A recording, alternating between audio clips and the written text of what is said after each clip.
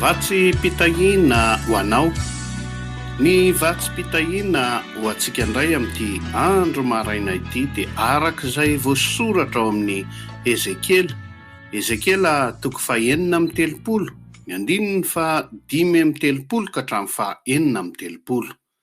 Vakina amin'ny anaran'i Jesosy manao hoe: fa holazainy hoe, ity tany efa lao ity dia tonga tahaka ny saha Edena, ary ny tanàna efa foana sy lao dia misy ponina sady asiana manta.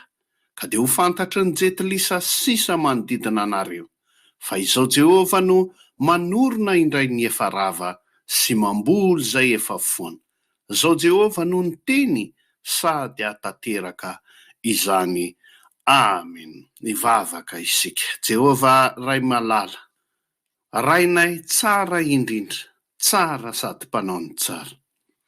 Akasitranay ny teninao satria mandingana ny saha efa simba ny tongotray, ary dia kivy mahita ny manda izay tokony ho fiarovana manodidina anay, kanefa rava ny fahavalo.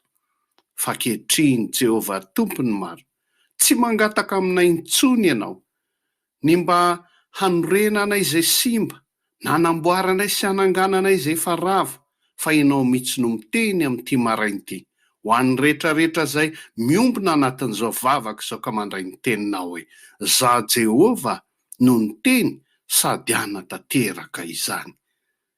Faly ny fonay ankehitriny, hamarino aminay tsirairay avy ary izany teninao izany, mba ho fantatry ny olona tokoa ny manompo anao sy ny tsy manompo anao. Amen.